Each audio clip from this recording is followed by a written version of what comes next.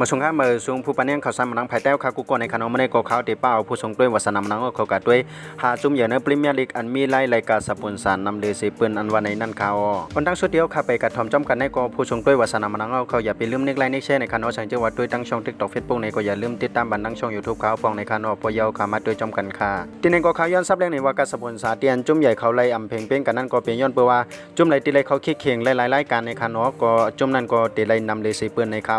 ปุ่งจังมันก็เหมือนจังหนังรายการอยู่ฟ้าแชมเปี้ยนลีกยูโรปาลีกและยูฟ่าคอนเฟอเรนซ์ลีกอันยูฟ่าเขาตั้งออกมาเป็นกอกส่วนหมายเทียงในนั่นค่ะเพราะขณะนี้เดียมเป็นการอันซุ่มเข้าย่ำในคณะเขาขามาด้วยกันที่จุ่มที่หนึ่งตั้งในคณะจุ่มที่หนึ่งนั่นก็ถูกยุบเป็นแมนเชสเตอร์ซิตี้ในคณะย้อนเปว่าช่อง3 ปีหลังมาในจุ่มเขาก็ไล่กอกส่วนในเมืองอังกฤษและตั้งในยูฟ่าแชมเปี้ยนลีกนั่นก็จุ่มเขาก็ไล่เขาปิดกูปีในคณะจุ่มแมนเชสเตอร์ซิตี้ในไล่ฮับสปอนเซอร์เป็นผู้มาในคณะยาวก็ไล่ฮับเงินอยู่76 ล้านยูโรในคณะยาวก็สปอนเซอร์อันคัดนาซื้อนั่นเทียงอิติฮัดอันวันในนั่นคณะยาวก็79 ล้านยูโรในคาผมกันทั้งมวลก็ได้เลยครับเงินอยู่1 ปากไป55 ล้านยูโรในคา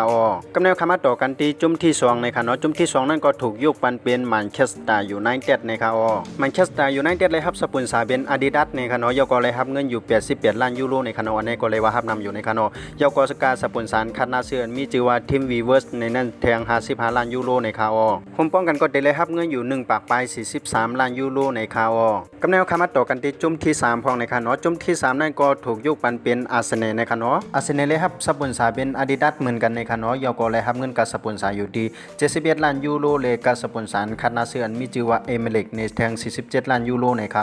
ผมป้องกันก็ได้เลยครับกับสปอนเซอร์อยู่ที่1 ปากไป18 ล้านยูโรในคา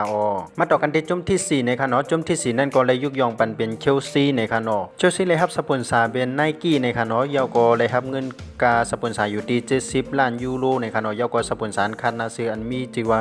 กุมนิทรีในนั่นเทียง47 ล้านยูโรในคาผมป้องกันก็ได้เลยครับเงินกับสปอนเซอร์อยู่ที่1 ปากไป17 ล้านยูโรในคามาต่อกันที่จุ่มที่5พองในคาจุ่มที่5ก็เลยถูกยกย่องปันเป็นลิเวอร์พูลในคาลิเวอร์พูลก็เลยครับสปอนเซอร์เป็นไนกี้เหมือนกันในคายก็เลยครับเงินกับสปอนเซอร์อยู่ที่35 ล้านยูโรในคาเตียนลิเวอร์พูลเลยเองในก็ย้อนเปิดว่าเขาเมียงแจกขายเป็นซื้อในช็อปไนกี้นั่นแทง20%ในคา